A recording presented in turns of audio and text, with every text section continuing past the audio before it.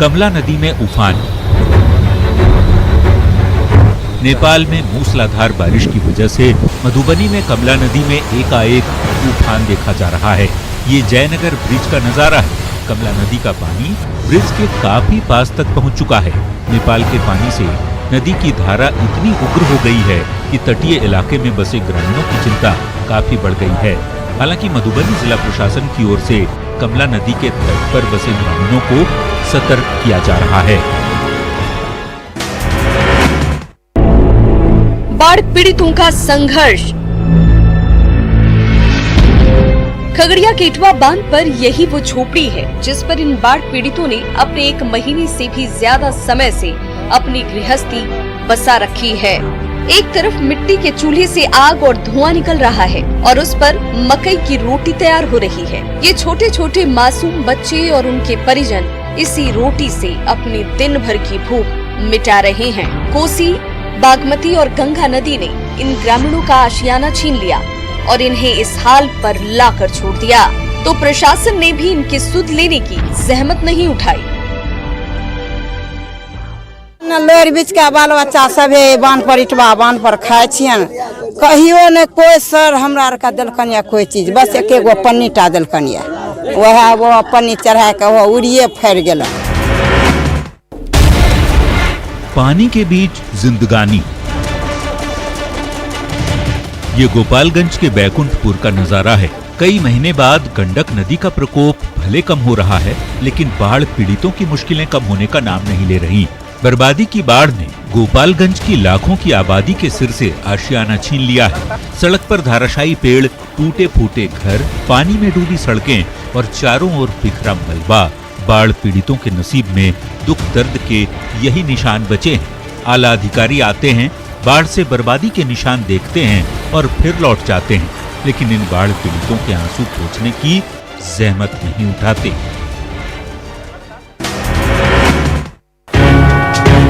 आशियाने की फिक्र। ये गोपालगंज में गंडक नदी से हुए कटाव के निशान है। ये उस आंगनबाड़ी केंद्र का बचा खुचा मलबा है जो कुछ दिन पहले गंडक नदी की तेज धारा में विलीन हो गया था। हालांकि गंडक नदी का जलस्तर पहले से जरूर कम हो गया है, लेकिन नदी की धारा और ज्यादा खतरनाक हो गई है और नदी से कटाव का दायरा लगातार बढ़ता जा रहा है। ऐसे में जल संसाधन विभाग की ओर से कटाव रोधी कार्य पर लाखों रुपए खर्च करने का दावा किया जा रहा है, लेकिन स्थानीय ग्रामीण इससे संतुष्ट नहीं दिख रहे।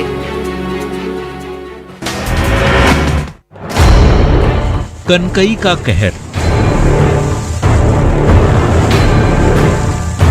पूर्णिया में कनकई नदी एक बार फिर कहर बरपा रही है। बायसी अनुमंडल के ताराबाड़ी और चनकी जैसे गांवों में अब तक 2 दर्जन से ज्यादा घर उफनाई कनकई नदी में विलीन हो चुके हैं। तो नदी ने जो रूप अख्तियार कर लिया है, उससे आने वाले समय में कई और घर कनकई नदी की जद में आने वाले हैं। ऐसे में मजबूर ग्रामीण अपने हाथों से ही अपने सपनों का घरौंदा तोड़ने को मजबूर हैं। पीड़ितों ने कई बार हुक्मरानों से गुहार लगाई, लेकिन कोई उनका दुख दर्द सुनने को तैयार नहीं है। आज और कल के अंदर जो है 15 घर कट चुके हैं नदी में, और यहाँ पे जो अभी तक कोई प्रशासन के तरफ से कोई भी सुविधा नहीं मिला है। और यहाँ खास करके चनकी और ताराबाड़ी का हाल ये है कि यहाँ पे लोगों के पास बैठने के लिए कोई जगह ही नहीं है। मुनाफे की खेती। गढ़वा के किसानों ने इस साल मकई की खेती में जमकर पसीना बहाया है। नतीजतन इन खेतों में मकई की हरी भरी फसल लहलहा उठी है। उस समय नजदीक आ रहा है जब ये फसल मंडी तक पहुंचेगी और किसानों को उनकी मेहनत का इनाम मिल पाएगा। गढ़वा में इस साल उम्मीद से कम बारिश हुई थी, इसीलिए कृषि विभाग की सलाह पर इन किसानों ने धान की बजाय मकई की खेती की ओर कदम बढ़ाया और उसका सुखद नतीजा सामने है। मकई लगाए हम लोग, मकई की खेती ठीक है, तब रहा कि धान इसलिए नहीं लगा सर कि सिंचाई की पूरी व्यवस्था नहीं है, जिसके कारण किसान जो है इसे अब क्या व्यवस्था नहीं था इसलिए नहीं करने पाया है। काल बना भैरवा डैम।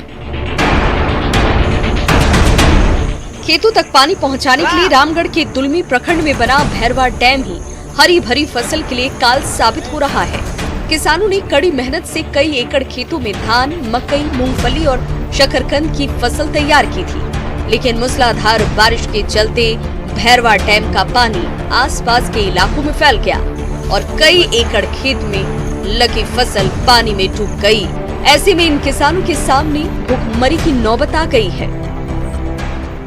भैरवा जलाशय का पानी बढ़ने से किसानों के खेत में डैम का पानी घुस जाने के कारण कई किसानों का धान का फसल बर्बाद हो गया है।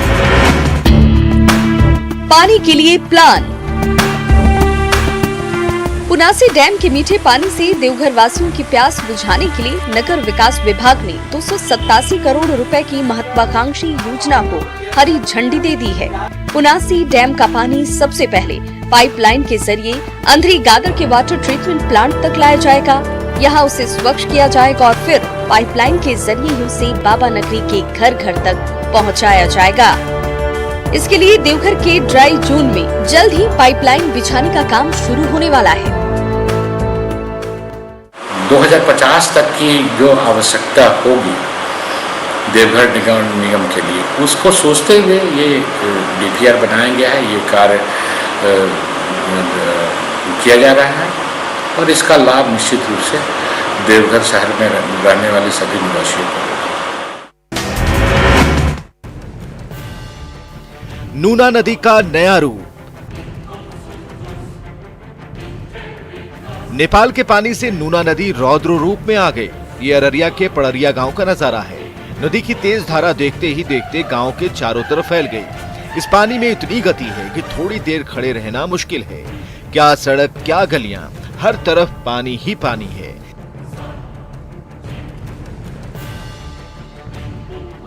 यहां तक कि घर आंगन में भी रहने की जगह नहीं है। ऐसे में पड़रिया गांव के ग्रामीणों की मुश्किलों का ठिकाना नहीं है। अररिया जिला प्रशासन की ओर से अब तक बाढ़ पीड़ितों तक किसी भी तरह की मदद नहीं पहुंचाई जा सकी।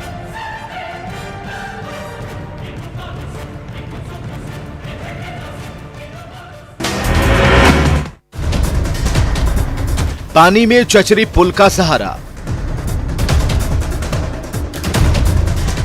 ये गंगा नदी के पानी से घिरे बेगूसराय के प्रशांत नगर का नजारा है। अभी भी चारों तरफ कई फीट तक पानी फैला हुआ है। सड़क से लेकर गलियां पानी पानी हैं। ऐसे में यहाँ के बाशिंदे पिछले 1 महीने से भी ज्यादा समय से अपने घरों में कैद हैं।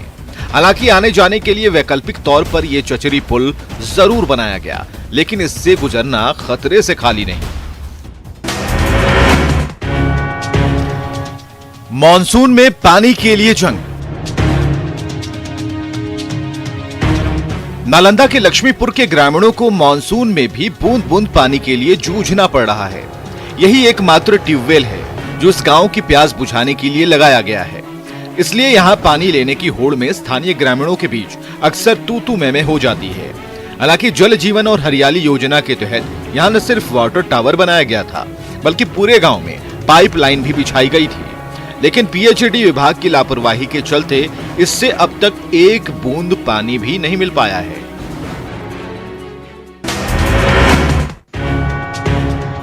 कोल्ड स्टोरेज है या कबाड़ा घर। रांची के तमाड़ प्रखंड में करोड़ों रुपए खर्च कर बना ये कोल्ड स्टोरेज आज कबाड़ा घर बनकर रह गया है। सालों पहले जब इसका निर्माण हुआ था तो पंचपरगना के किसानों में उम्मीद जगी थी कि अब उन्हें अपनी मेहनत का औने पौने दाम में सौदा नहीं करना पड़ेगा, बल्कि वो अपनी उपज को यहाँ लंबे समय तक संजो सकेंगे। लेकिन विभागीय लापरवाही के चलते आज ये कोल्ड स्टोरेज न सिर्फ खंडहर में तब्दील होकर रह गया, बल्कि फसल को सुरक्षित रखने के लिए लगाई गई ये कीमती मशीनें जंग खाने लगी हैं। ढिबरी युग में जिंदगी। 21वीं सदी में भी सिमडेगा के सैकड़ों गांवों के ग्रामीण ढिबरी युग में जी रहे हैं। ये पतरा टोली गांव का नजारा है। सालों पहले ये खंभे गाड़े गए थे तो बिजली रानी के दर्शन की उम्मीद जगी थी, लेकिन बिजली विभाग को आज भी इन खंभों में तार बिछाना याद नहीं है। ऐसे में न तो यहाँ के बच्चे ऑनलाइन क्लास कर पा रहे हैं और न कोई उद्योग धंधा चल पा रहा है। यही हाल इस सड़क का भी है। आजादी के सालों गुजर गए, लेकिन इसकी दशा अभी तक नहीं सुधरी। जनशताब्दी एक्सप्रेस पर ब्रेक। हावड़ा से चाईबासा होते हुए बड़बील जाने वाली जनशताब्दी एक्सप्रेस पर रेलवे बोर्ड ने अनिश्चितकाल के लिए ब्रेक लगा दिया है। इससे कुल्हान के यात्री बेहद परेशान हैं। पश्चिम बंगाल, झारखंड और ओडिशा के यात्रियों की डिमांड पर लॉकडाउन के दौरान पिछले 1 जून से ये ट्रेन पटरी पर लौटी थी। इससे पश्चिम सिंहभूम, सरायकेला और पूर्वी सिंहभूम के रेल यात्रियों का ओडिशा और पश्चिम बंगाल आना जाना आसान हो गया था, लेकिन क्षमता से कम यात्री मिलने के चलते रेलवे बोर्ड ने फिलहाल इस ट्रेन को बंद कर दिया।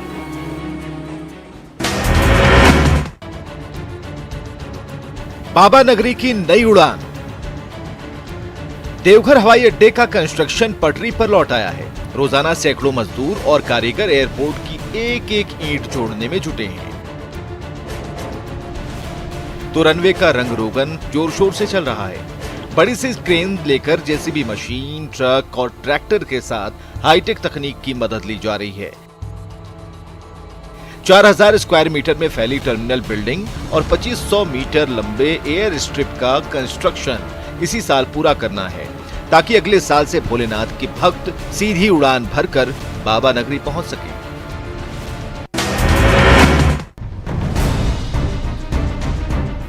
अब दूर नहीं है दरभंगा।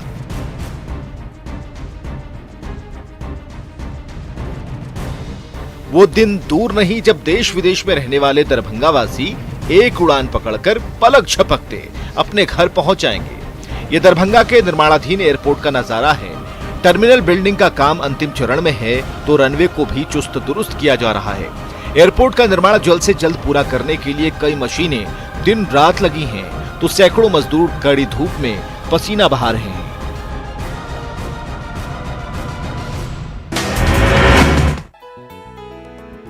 जमीन पर नन्ही परी। ये नन्ही परी 4 दिन पहले ही इस दुनिया में आई है। ममता की छांव में अभी अंगड़ाई लेना सीख रही है, लेकिन उसे धरती मां की गोद नसीब हो रही है। गोड्डा सदर अस्पताल में बेड ही खाली नहीं है। चारों तरफ मरीजों का तांता है।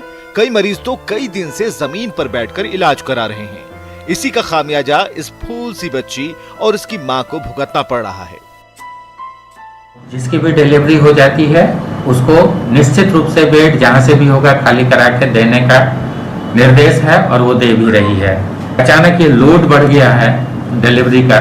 प्रतिदिन जैसे 20-25 डिलीवरी होता है और हमारे पास बेड उपलब्ध 30 है, तो ये समस्या हो रही है। छोटा पैकेट बड़ा धमाल। चलो हंसते हैं। ये उस कॉमेडी शो की झलक है जिसे देखकर आप हंसते हंसते लोटपोट हो जाएंगे। कोई भी अच्छा काम करने से पहले मुंह मीठा करना चाहिए। किलकारी संस्था के सहयोग से इस शो की स्क्रिप्टिंग, एक्टिंग और एडिटिंग तक सारा काम पटना के नन्हे मुन्ने बच्चों ने खुद किया है। सोशल मीडिया के अलग अलग प्लेटफॉर्म पर इसे नियमित रूप से दिखाया जा रहा है, ताकि जो घर पर हैं वो न सिर्फ तनाव से दूर रहें, बल्कि उन्हें भी मुस्कुराने का मौका मिल सके। पूरी टीम जो इस कॉमेडी शो को बना रही है वो बच्चे हैं, और बच्चे इस बहाने बहुत कुछ सीख रहे हैं, समझ रहे हैं, कुछ निर्माण कर रहे हैं, तो उनके व्यक्तित्व का भी निर्माण है। तो हर तरफ से अच्छी परिस्थिति है। दिन के उजाले में काला कारोबार।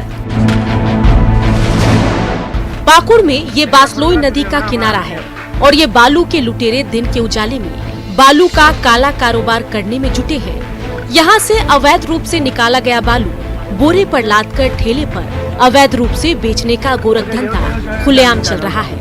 यहीं पर BSNL का टावर खड़ा है, तो सामने ग्रामीण जलापूर्ति योजना का इंटेक वेल भी है। इन कारोबारियों ने बालू की अवैध खुदाई करके बासलोई नदी के तट का ये हाल कर दिया है कि BSNL टावर और इंटेक वेल की नींव कमजोर होती जा रही है। समय रहते कार्रवाई नहीं हुई तो हालात भयावह हो सकते हैं। बांस से आएगी खुशहाली।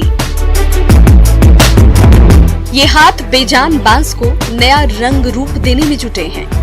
बांस की इन सख्त रेशों से जहां एक से बढ़कर एक खिलौने तैयार हो रहे हैं, तो बांस से तैयार ये कलाकृतियाँ आपके घर की शोभा को और बढ़ा देंगी। कल तक रोजी रोटी के लिए संघर्ष कर रही ये महिलाएं बांस के जरिए जिंदगी को जीने का नया रास्ता तलाश रही हैं। इसमें मदद कर रही है जीविका संस्था। इस सार्थक पहल से इन महिलाओं के जीवन में नया बदलाव आया है। जीविका के द्वारा पीजी बनाकर अभी 5 लाख रुपए की राशि उपलब्ध करा दी गई है और बांस से 150 टाइप का सामान बनता है। आगे चलकर इसको बिहार के भी मार्केट में लाया जाएगा।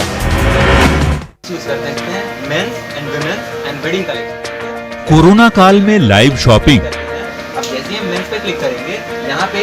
हजारीबाग के युवा व्यवसायी ईशान मल्होत्रा के इस मोबाइल ऐप ने कोरोना काल में शॉपिंग का तरीका बेहद आसान कर दिया है। बस एक क्लिक करने की देर है और पूरा दुकान आपके मोबाइल पर हाजिर है। सेल्समैन से सीधे जुड़िए, अपनी पसंद बताइए और फिर ऑर्डर दे डालिए। आपका कपड़ा आपके घर पहुंच जाएगा। इस कमाल के ऐप ने ग्राहकों और दुकानदार के बीच की दूरी खत्म कर दी है और हजारीबाग के मार्केट में इसका चलन तेजी से बढ़ रहा है।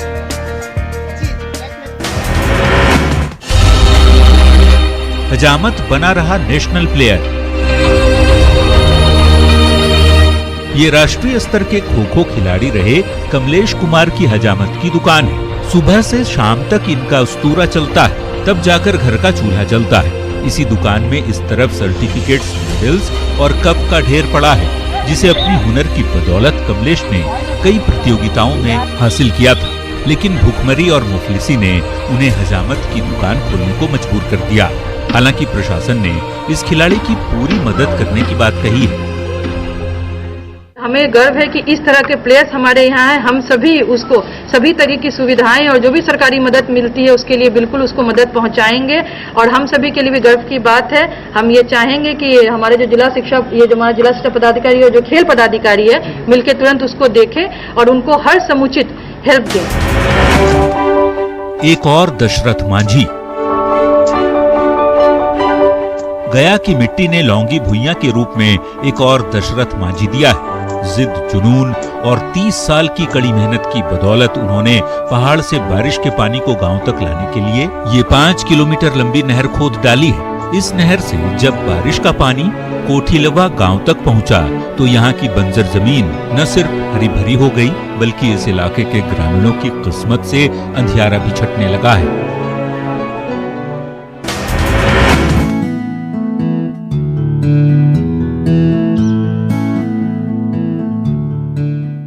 बुलंद हो हौसला तो मुट्ठी में हर मुकाम। गुजरात के सूरत की रहने वाली सिद्धि पर ये बात सटीक बैठती है। सिद्धि जैसा नाम वैसा काम। सिद्धि ने प्लास्टिक के ग्लासों से 6 फीट ऊंचा पिरामिड बनाकर लोगों को अपना प्रशंसक बना लिया। इसके लिए उन्होंने 6 महीने लगातार अभ्यास किया है। इसके अलावा सिद्धि की हाइट और पिरामिड की हाइट में अंतर होने से 15 फ्लोर तक पिरामिड बनाना चुनौती था।